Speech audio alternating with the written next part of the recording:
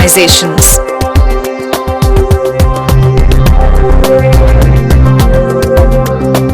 Once upon a time, there lived a man called Bhola.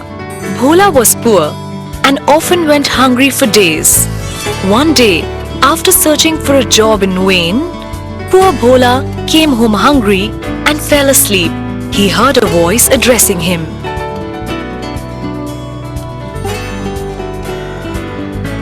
Wake up, Bhola. You are a good man. I am going to reward you. In the corner of the field to the right lies a pot of gold coins. Take it. Thank you, goddess.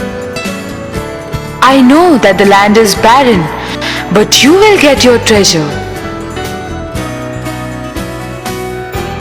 I would use the money in the family business. After all, I have an equal share in the family business.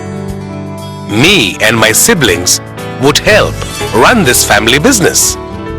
So, this would be a joint Hindu family. But I am so ambitious.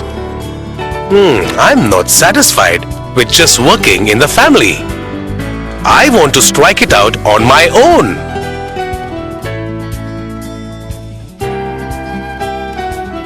Joint Hindu family. This is a unique form of business organization that prevails only in India, and that too among the Hindus. The Joint Hindu family business is a form of business organization run by Hindu undivided family, where the family members of 3 successive generations own the business jointly. The head of the family, known as Karta, manages the business. The other members are called co-partners, and all of them have equal ownership right over the properties of the business. The membership of the JHF is acquired by virtue of birth in the same family. There is no restriction for minors to become the members of the business.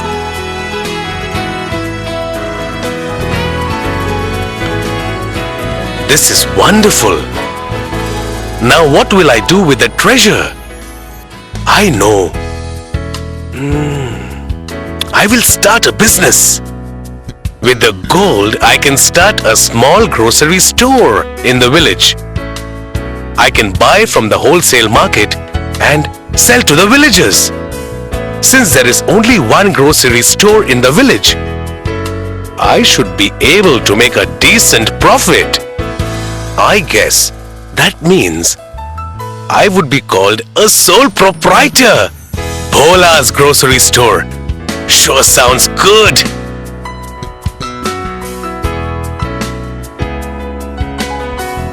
Sole proprietor.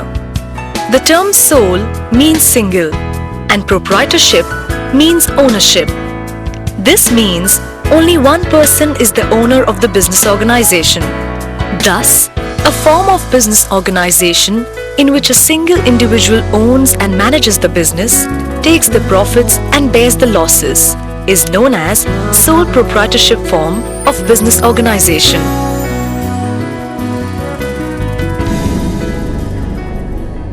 Definition of sole proprietorship. J.L. Hansen. A type of business unit where one person is solely responsible for providing the capital and bearing the risk of the enterprise and for the management of the business.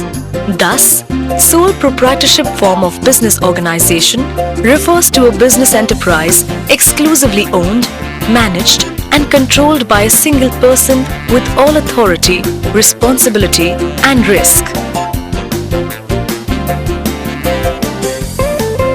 My business would do well and I would make a lot of profits. Since the neighboring village does not have a grocery store, I will start a new store in that village. But starting a business needs additional funds. I do not have so much of funds. Moreover, I would not be able to manage 2 stores simultaneously. I know. I can join hands with some other person. By doing so, more resources can be raised, work can be shared, and the business can run in a better way. The risk of loss will also be shared. I can enter into a partnership, and I know the ideal person for this. I can form a partnership with Iqbal from the next village. Partnership. Partnership is an association of two or more persons who pool their financial and managerial resources and agree to carry on a business and share its profit. The persons who form a partnership are individually known as partners and collectively a firm or partnership firm. Partnership form of business organization in India is governed by the Indian Partnership Act 1932, which defines partnership as the relation between persons who have agreed to share the profits of the business carried on by all or any of them acting for all. Partnership is the relation between persons competent to make contracts who have agreed to carry on a lawful business in common with a view to private gain. I am sure that the partnership would do very well, since Iqbal is such a hard worker and also very knowledgeable. But if I am doing so well, I must also help my less fortunate brethren. After all, once upon a time even I was hungry and poor. A few of the farmers from both villages can get together. They can sell their crops directly to the wholesalers instead of depending on these middlemen. This way, they can earn decent profits. Most important, they can pool their available resources, utilize the same in the best possible manner, and share the benefits. They need not be subject to the middleman's exploitation any longer. They are the masters of their own fate. Yes, I will form a cooperative society for the farmers in the village.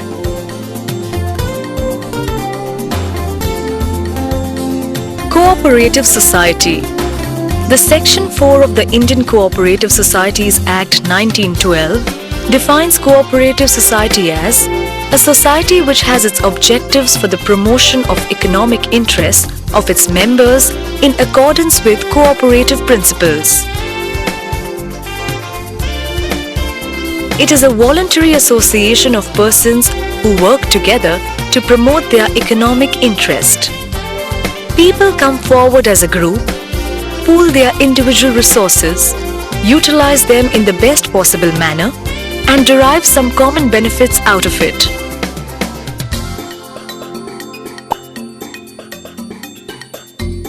The business would do very well and our profits would zoom up.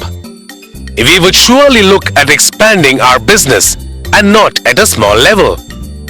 How about starting a mall? They are a rage all over the country. My mall would stock everything right from jewelry to food grains. And I would get the best things from all over the world. Let the people from this area also have access to the best things. But building a mall would require immense capital. Moreover, there is a restriction on the membership of a partnership, so it may not be possible to arrange the necessary funds. However, which partner would like to take upon himself unlimited liability? I think a joint stock company will be the obvious choice, since I can easily obtain capital from the members.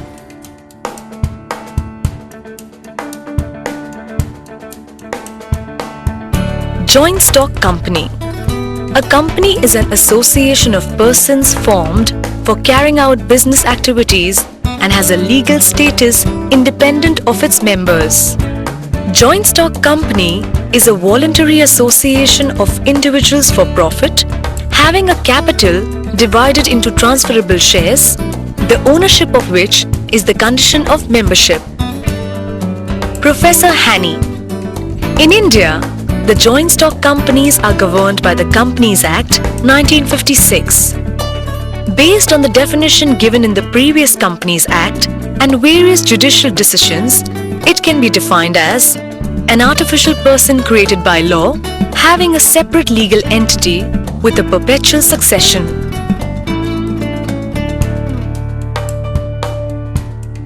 When Bhola woke up, he realized that it was a dream. However, he went and dug at the exact spot in the field. He found no treasure, but this gave him an idea. He started renting out his land for functions in the village. With the money, he started his own grocery stores. He worked hard and was able to start his own partnership with Iqbal. Bhola did very well, and very soon he started a cooperative society for the farmers in his village. Thanks to his entrepreneurial skills, his village was transformed into a prosperous village. Bhola never forgot his dream. He also realized that the treasure the goddess was talking about was his own hard work.